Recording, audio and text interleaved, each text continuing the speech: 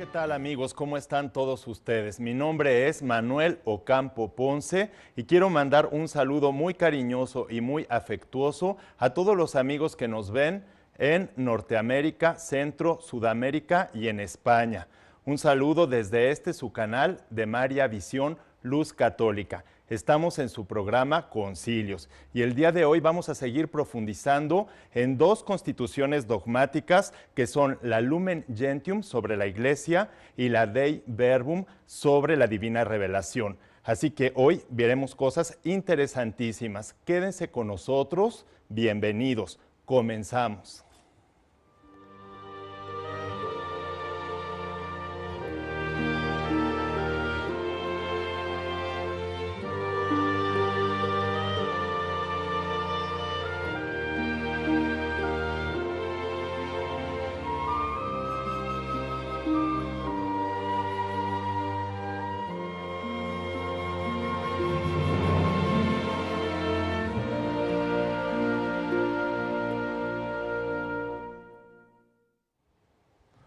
Ya estamos aquí nuevamente con ustedes en su programa Concilios. El día de hoy continuaremos profundizando en dos constituciones dogmáticas. Las constituciones dogmáticas de un concilio son documentos oficiales de la Iglesia en donde viene toda aquella doctrina que quedó asentada o aquellas declaraciones que fueron importantes durante el proceso del concilio. Las constituciones dogmáticas, es decir, que tratan sobre dogmas que hoy estamos analizando, son la constitución dogmática sobre la Iglesia, que es la Lumen Gentium, y la constitución dogmática sobre la Divina Revelación, que es la constitución dogmática Dei Verbum.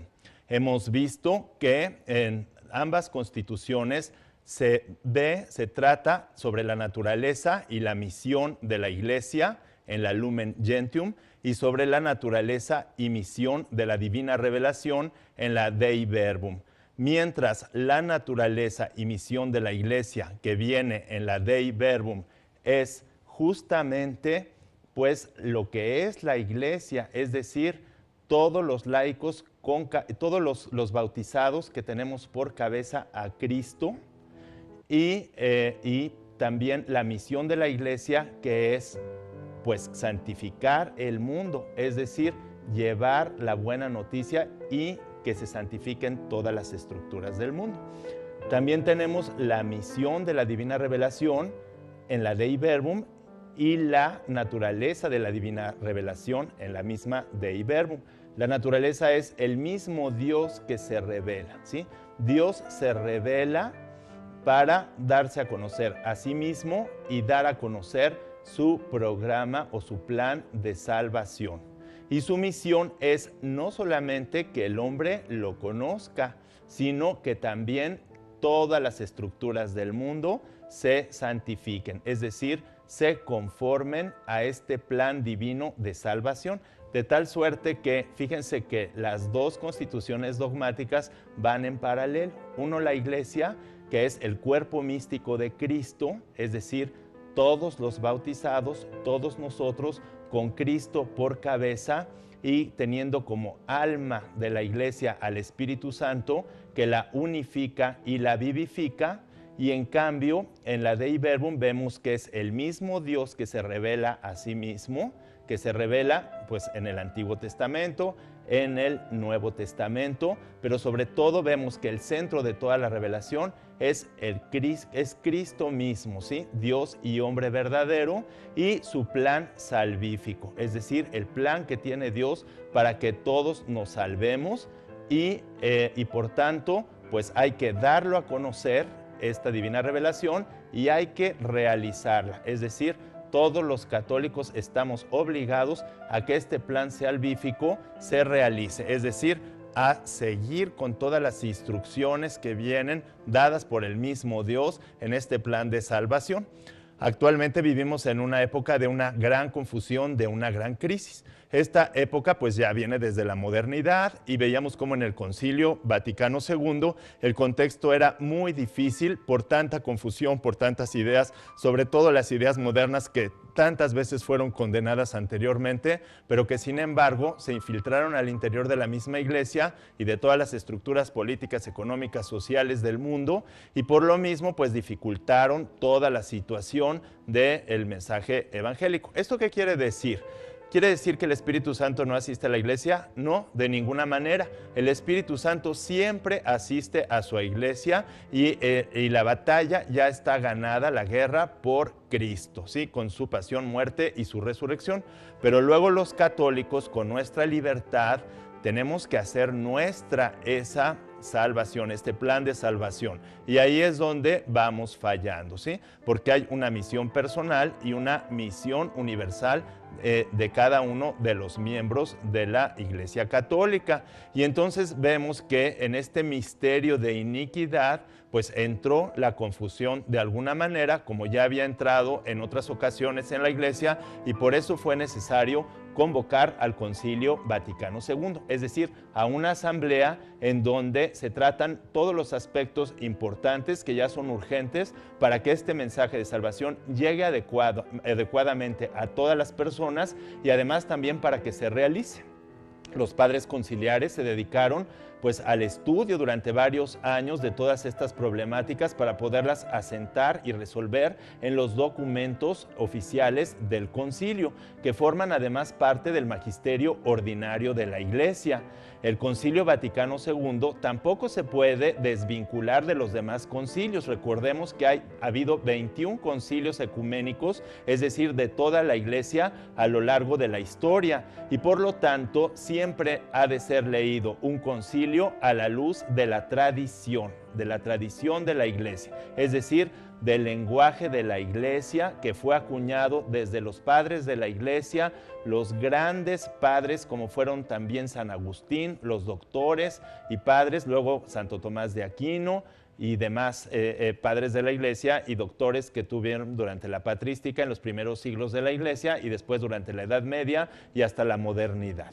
Entonces, de tal suerte que nosotros, para entender bien los documentos de la Iglesia Católica, tenemos que conocer el lenguaje de la Iglesia y no pretender conocer el Concilio Vaticano II al margen de la Iglesia, o lo que sería peor, tratar de entenderlo a partir de filósofos o de teólogos que ya están contaminados con ideas de la modernidad, que son justamente lo que ya desde otros magisterios de papas que vinieron durante la época moderna, en los siglos XIX sobre todo, y principios del 20, pues ya habían condenado estas posturas. Entonces nosotros tenemos que conocer bien el lenguaje de la Iglesia para que cuando nosotros leamos los documentos del Concilio Vaticano II los podamos comprender en toda su profundidad, en toda su extensión. Eso es lo que estamos pretendiendo hacer en este programa de concilios en el que estamos ahora justamente con el Concilio Vaticano II y analizando, profundizando en estas dos que fueron las constituciones dogmáticas del concilio, una sobre la Iglesia y otra sobre la divina revelación. Entonces, es muy importante que ahorita nosotros también veamos que la crisis que hubo en el concilio se extendió. Ahora ya estamos cumpliendo prácticamente 50 años del Concilio Vaticano II, ya estamos por alrededor de los 50 años posteriores y sin embargo vemos que esta gran crisis pues se ha profundizado, ¿sí? Tenemos que ser conscientes y aunque los cristianos siempre tenemos que tener confianza en el Espíritu Santo, en las promesas de Cristo, pero también tenemos que ser conscientes de que las fallas vienen por parte del ser humano y por parte sobre todo pues de los que somos pecadores, y entonces aunque Dios garantice, pues tenemos que tener cuidado de que nosotros vivir una vida realmente cristiana y formarnos adecuadamente en el cristianismo. Sin embargo, vemos que esto pues no ha sucedido tan perfectamente como tenía que suceder. Claro, Dios no permite un mal, sino por un gran bien, y ahora pues nos enfrentamos a una crisis muy profunda en donde vemos que pues la confusión no es solamente en un sector de la iglesia o en otro, sino que prácticamente todos los sectores de la iglesia, incluso de la jerarquía eclesiástica, vemos pues problemas, ¿verdad? En los seminarios, en los centros de formación católica, no se estudia adecuadamente, aún con el derecho canónico, aún con las exhortaciones de pontífices y del magisterio de la Iglesia Católica, vemos cómo en los seminarios, en muchos seminarios, quizá no en todos, pero sí en muchos, se enseñan pues doctrinas que van en contra, ¿sí?, de lo que es. Y de ahí que, bueno, en su momento el Papa Benedicto XVI, ahora el Papa emérito, pues nos haya exhortado a profundizar en el Concilio Vaticano II, en los documentos del Concilio Vaticano II, que, bueno, pues, y en el Catecismo de la Iglesia Católica, y que ahora estamos analizando a profundidad. Entonces, vamos a iniciar con el primer documento, que es la declaración dogmática, la Constitución dogmática Lumen Gentium, pero esto lo vamos a ver después de un pequeño corte, así es que quédese con nosotros, no nos deje, y bueno, pues los espero aquí.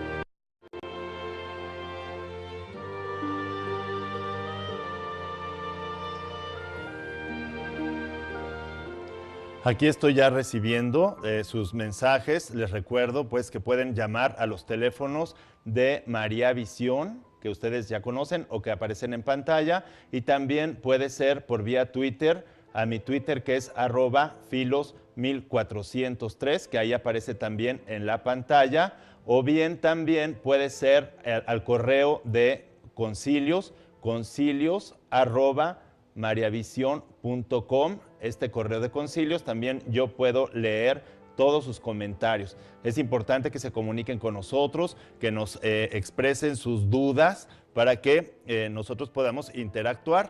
Nos da mucho gusto que nos permitan entrar a sus hogares, que nos permitan estar con ustedes, pero queremos justamente por lo mismo escucharles y, bueno, pues contestarles sus dudas, sus preguntas y todo lo que, sus inquietudes que ustedes nos quieran comunicar. Estamos ya de lleno sobre la declaración dogmática, sobre la Constitución dogmática Lumen Gentium, sobre la Iglesia Católica, ¿sí? Y esta Constitución, bueno, pues habla justamente sobre la naturaleza y la misión de la Iglesia. Y en la naturaleza vemos que la Iglesia somos todos los católicos que tenemos por cabeza a Cristo y asistidos, unidos y vivificados por el Espíritu Santo. Pero para comprender un poco mejor esto, hay que poner mucha atención en un material en donde vienen los textos de la encíclica, bueno, de la Constitución dogmática, que veremos a continuación.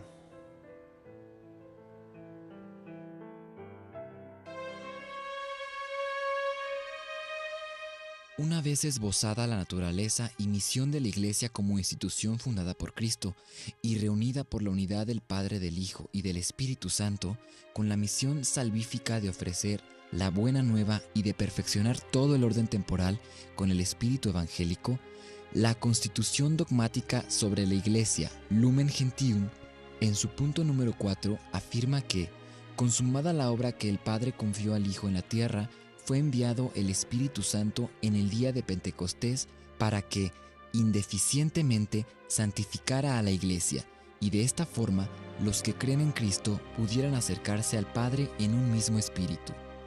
Él es el espíritu de la vida o la fuente del agua que salta hasta la vida eterna, por quien vivifica el Padre a todos los muertos por el pecado hasta que resuciten en Cristo sus cuerpos mortales. El Espíritu habita en la Iglesia y en los corazones de los fieles, como en un templo, y en ellos ora y da testimonio de la adopción de hijos. Con diversos dones jerárquicos y carismáticos, dirige y enriquece con todos sus frutos a la Iglesia, a la que guía hacia toda verdad y unifica en comunión y misterio. Hace rejuvenecer a la Iglesia, la renueva constantemente y la conduce a la unión consumada con su esposo, pues el Espíritu y la esposa dicen al Señor Jesús, ven. Y más adelante, en el número 7, dice, el Hijo de Dios, encarnado en la naturaleza humana, redimió al hombre y lo transformó en nueva criatura, superando la muerte con su muerte y resurrección. A sus hermanos, convocados de entre todos los pueblos, los constituyó místicamente como su cuerpo, comunicándoles su espíritu. La vida de Cristo en este cuerpo se comunica a los creyentes, que se unen misteriosa y realmente a Cristo paciente y glorificado por medio de los sacramentos. Por el bautismo nos configuramos con Cristo, porque todos nosotros hemos sido bautizados en un solo espíritu. Rito sagrado con que se representa y efectúa la unión con la muerte y resurrección de Cristo. Con Él hemos sido sepultados por el bautismo, para participar en su muerte, mas si hemos sido injertados en Él por la semejanza de su muerte, también lo seremos por la de su resurrección. En la fracción del pan eucarístico, al participar realmente del cuerpo del Señor, nos elevamos a una compenetración con Él y entre todos, porque el pan es uno, somos muchos un solo cuerpo, pues todos participamos de ese único pan. Así, todos quedamos hechos miembros de su cuerpo, pero cada uno es miembro del otro. Como todos los miembros del cuerpo humano, aunque sean muchos, constituyen un cuerpo, así los fieles en Cristo. También en la constitución del cuerpo de Cristo hay variedad de miembros y de ministerios. Uno mismo es el Espíritu que distribuye sus diversos dones para el bien de la Iglesia, según sus riquezas y la diversidad de los ministerios. Entre todos los dones sobresale la gracia de los apóstoles, a cuya autoridad subordina el mismo Espíritu, incluso a los carismáticos. Al unificar el cuerpo, el mismo Espíritu por sí y con su virtud y por la interna conexión de los miembros, produce y urge la caridad entre los fieles. Por tanto, si un miembro tiene un sufrimiento, todos los miembros sufren con él. O, si un miembro es honrado, gozan juntamente todos los miembros. La cabeza de este cuerpo es Cristo, es la imagen del Dios invisible, y en Él fueron creadas todas las cosas. Es antes que todo, y todo subsiste en Él. Es la cabeza del cuerpo que es la Iglesia. Es el principio, el primogénito de los muertos, para que tenga primacía sobre todas las cosas. Domina con la excelsa grandeza de su poder los cielos y la tierra, y llena de las riquezas de su gloria con su eminente perfección y su obra todo el cuerpo. Es necesario que todos los miembros se asemejen a Él, hasta que Cristo quede formado en ellos. Por eso somos asumidos en los misterios de su vida, conformes con Él, consepultados y resucitados juntamente con Él, hasta que correinemos con Él. Peregrinos todavía sobre la tierra, siguiendo sus huellas en el sufrimiento o en la persecución, nos unimos a sus dolores como el cuerpo a la cabeza padeciendo con Él, para ser con Él glorificados. Por el cuerpo entero, alimentado y trabado por las coyunturas y ligamentos, crece con crecimiento divino. Él dispone constantemente en su cuerpo, es decir, en la Iglesia, los dones de los servicios por los que en virtud nos ayudamos mutuamente en orden a la salvación, para que, siguiendo la verdad en la caridad, crezcamos por todos los medios en Él, que es nuestra cabeza.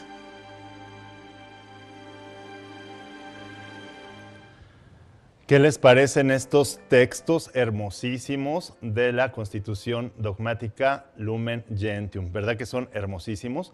Y fíjense ustedes cómo, pues es clarísimo que una vez que el Padre manda al Hijo y se consuma la obra o la misión del Hijo, el día de Pentecostés manda al Espíritu Santo.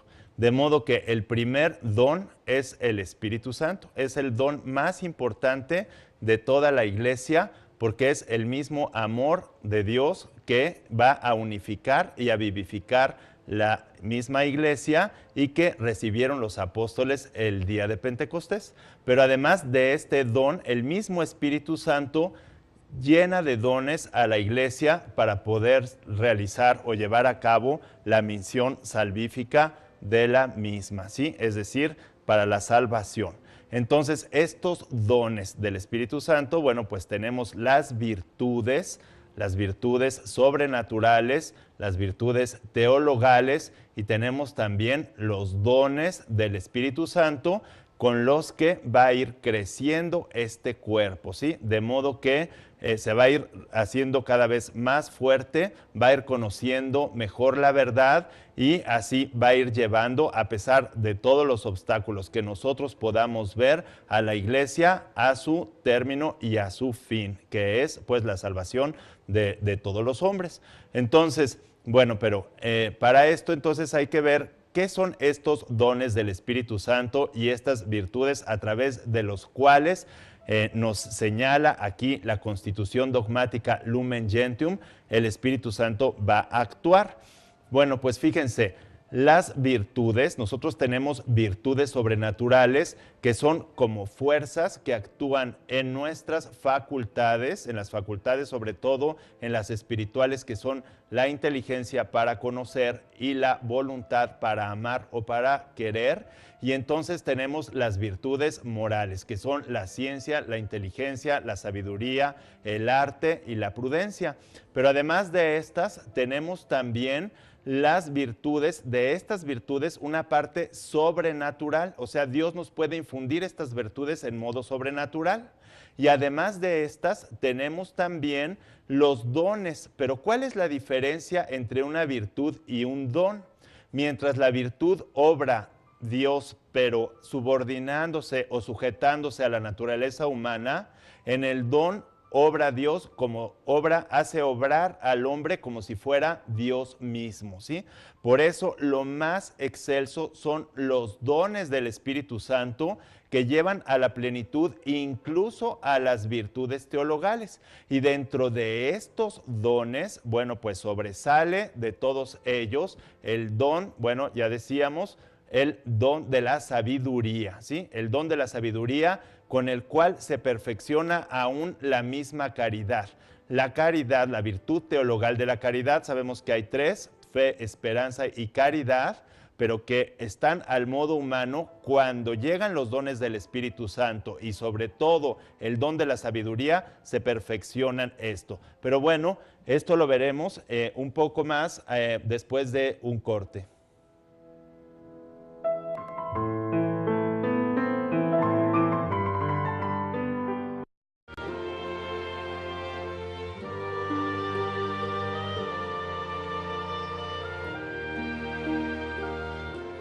Ya estamos de nuevo con ustedes, aquí recibiendo también sus llamadas y también sus twitters. Aquí estamos recibiendo los tweets de todos ustedes.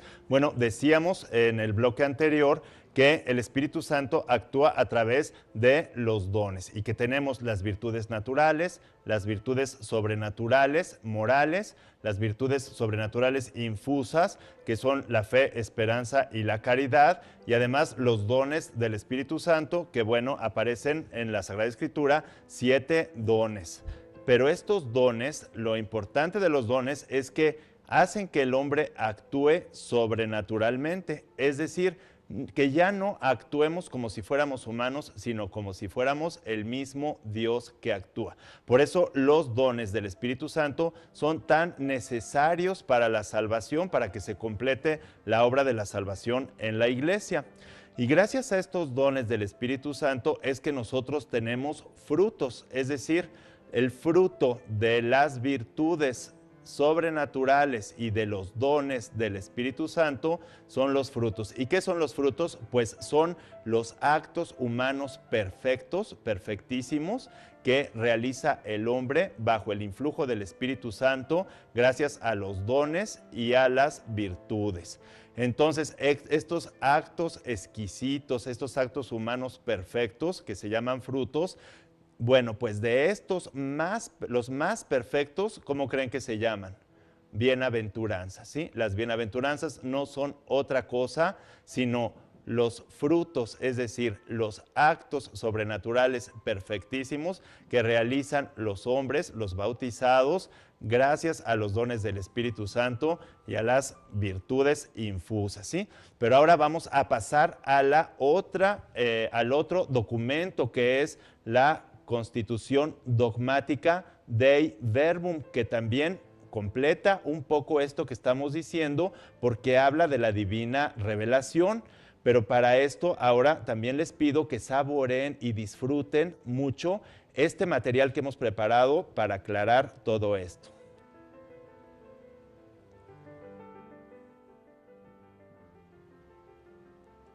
La Constitución dogmática Dei Verbum tiene como objetivo proponer la genuina doctrina acerca de la revelación constituida por la Sagrada Escritura, que incluye el Antiguo Testamento, el Nuevo Testamento y la Sagrada Tradición, estrechamente trabadas y comunicadas entre sí, así como transmisión de esta revelación, a fin de que el mundo entero oiga el pregón de la salud eterna y crea creyendo, espere y esperando, ame. De modo que la Iglesia no toma de la sola Sagrada Escritura su certeza acerca de todas las cosas reveladas, sino también de la Sagrada Tradición, por lo que ambas, la Sagrada Tradición y la Sagrada Escritura, han de ser recibidas y veneradas con igual sentimiento de piedad y con la misma reverencia. En el número 5, describe la fe como una relación personal entre Dios y el hombre, como una adhesión global de conocimiento y amor.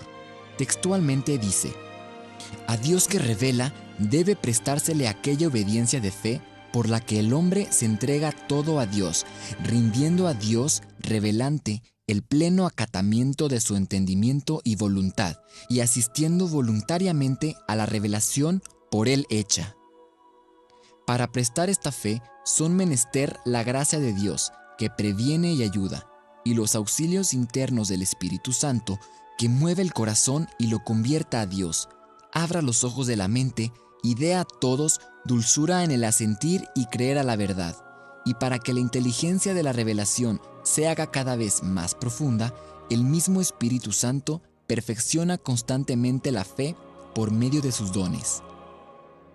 El punto número 6 de esta Constitución Dei Verbum se refiere a las verdades reveladas con las siguientes palabras: por la divina revelación, quiso Dios manifestarse y comunicarse a sí mismo y los eternos decretos de su voluntad acerca de la salud eterna de los hombres, a fin de hacerlos partícipes de los bienes divinos que superan de todo punto la inteligencia de la mente humana. Confiesa el Sagrado Concilio que Dios, principio y fin de todas las cosas, puede ser conocido con certeza por la luz natural de la razón humana, partiendo de las cosas creadas, pero deberse atribuir a su revelación que aquello en las cosas divinas no es de suyo inaccesible a la razón humana pueda ser conocido por todos, aún en la condición presente del género humano, de modo fácil, con firme certeza y sin mezcla de error alguno. Con estas palabras termina el primer capítulo sobre la revelación en sí misma e inicia el capítulo segundo sobre la transmisión de la revelación divina con el parágrafo número 7, en el que afirma: lo que Dios revelará para salud de todos los pueblos, dispuso Él benignamente que permaneciera íntegro para siempre y se transmitiera a todas las generaciones.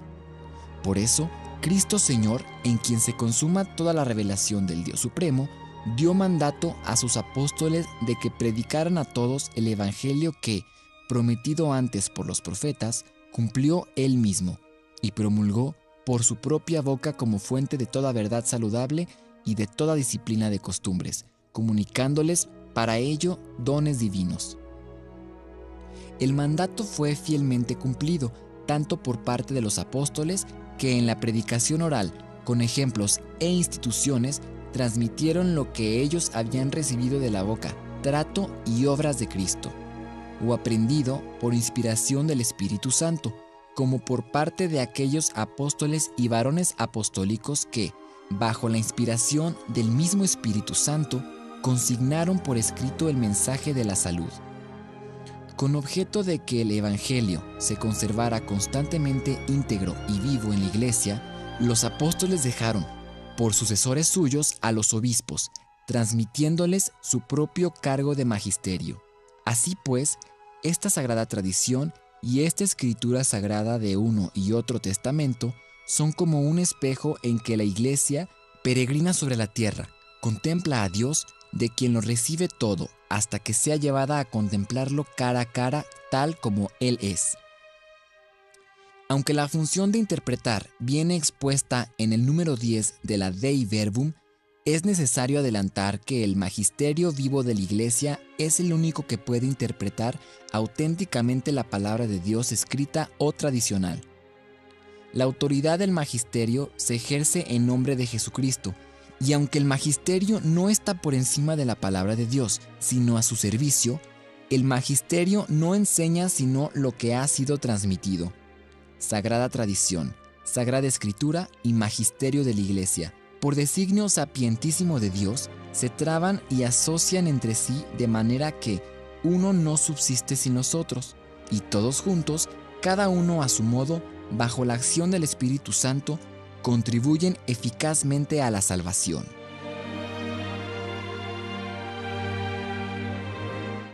¿Qué tal estos textos de la Constitución Dogmática Dei Verbum? Ya ven ustedes qué hermosos son los textos y cómo nos reiteran la acción del Espíritu Santo, que realmente el Espíritu Santo viene actuando desde el Antiguo Testamento. Pero bueno, entonces tenemos, fíjense, tenemos los dones del Espíritu Santo, tenemos los carismas, que son los dones cuando son dados a una persona con una misión especial en la iglesia, porque todos tenemos misiones diferentes. Somos entonces un solo cuerpo, con una sola cabeza que es Cristo, un solo espíritu. Un solo cuerpo, pero con distintos miembros, ¿sí? Y cada uno va recibiendo distintos dones y carismas para poder realizar su misión en la iglesia. Entonces, un solo cuerpo, un solo espíritu. Si un miembro del cuerpo sufre, todo sufre, ¿sí? Toda la iglesia sufre. Y si un miembro de la iglesia o del cuerpo es honrado, todo el cuerpo también se alegra. Pero además de todo esto, también hay que puntualizar la importancia de los sacramentos. En estos textos que hemos estado viendo durante el programa, hemos visto sobre todo la importancia del sacramento del bautismo, con el que el bautizado muere y resucita con Cristo, y el del pan, ¿sí? Un solo pan, una sola cabeza, un solo cuerpo. Y ahorita en este documento, en la Constitución Dogmática Dei Verbum, vemos que pues la divina revelación no es nada más la Biblia, como muchos piensan, ¿sí? No es la Sagrada Escritura exclusivamente, y mucho menos el Nuevo Testamento, sino es Sagrada Escritura, Antiguo y Nuevo Testamento y tradición oral, ¿sí? La tradición es importantísima y por eso iniciábamos este programa diciendo que un concilio siempre se debe leer a la luz de la tradición, porque forma parte de la tradición, y la tradición junto con la Sagrada Escritura, Antiguo y Nuevo Testamento, constituyen precisamente lo que es la revelación, que está garantizado que se transmita fielmente de generación en generación y de que vaya dando el resultado para que la iglesia llegue finalmente a la presencia del Padre, es decir, a la perfección a la que tiene que llegar. Pero vamos a profundizar un poquito más sobre esto después de un corte.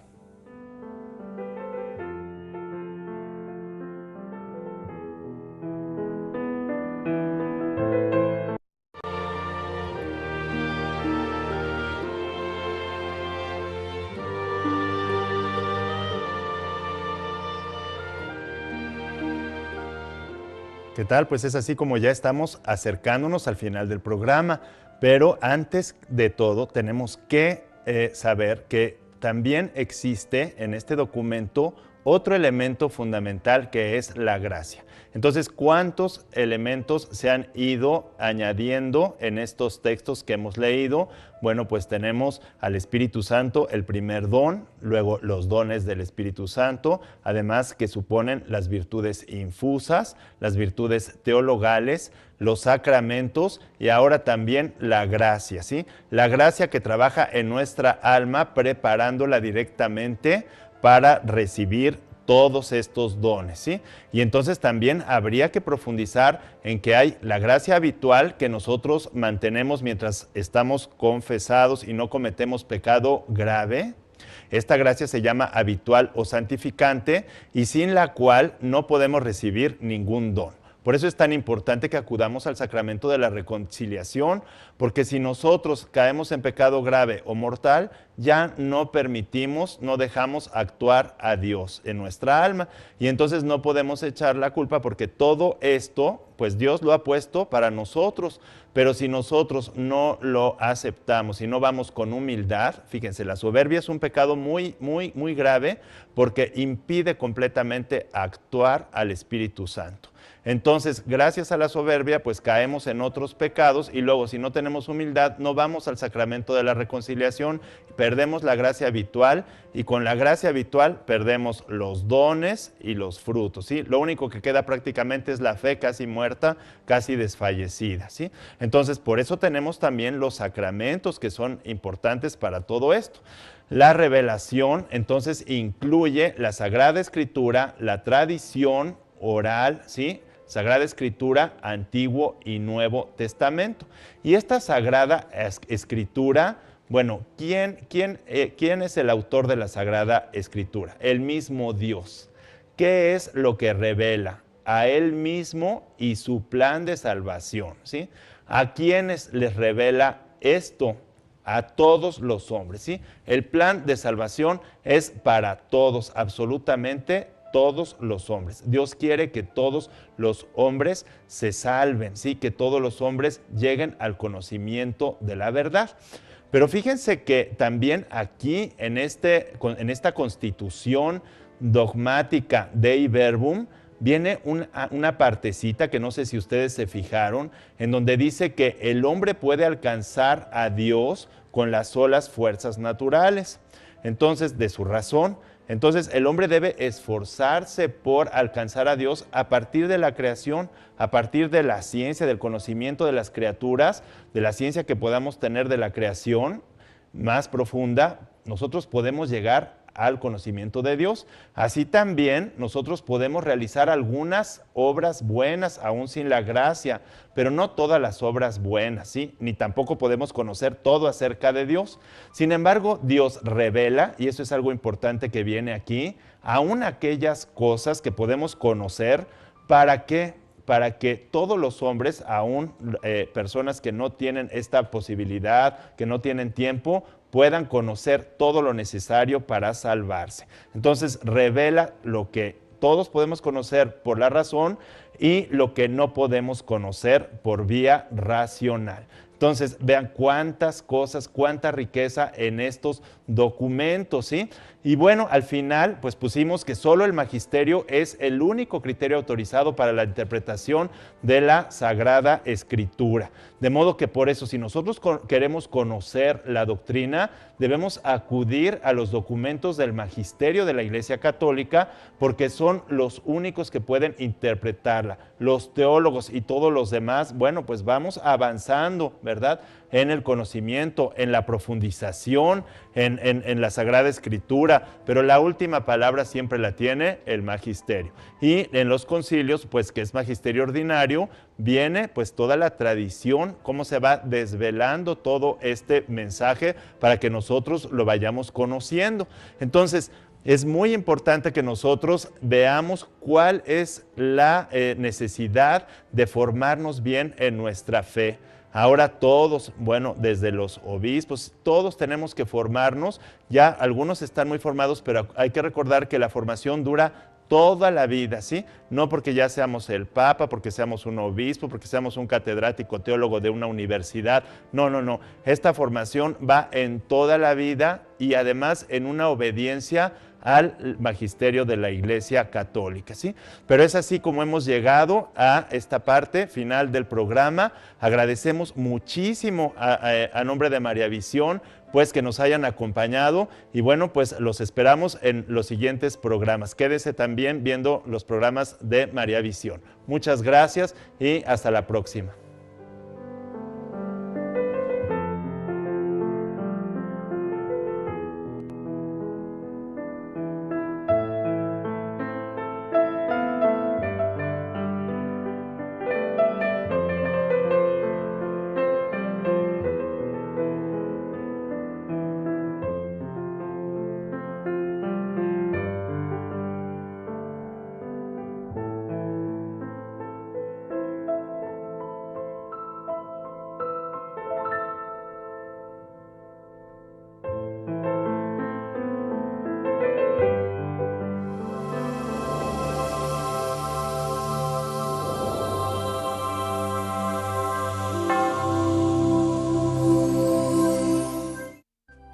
Si usted desea una copia de este programa, por favor contáctenos a los siguientes teléfonos. Desde el extranjero, marque 0052 33 3770 1814 y del interior de la República Mexicana al 01900 849 3507 o escríbenos a nuestro correo electrónico tiendavirtual@mariavision.com y visita nuestra página web www.mariavision.com.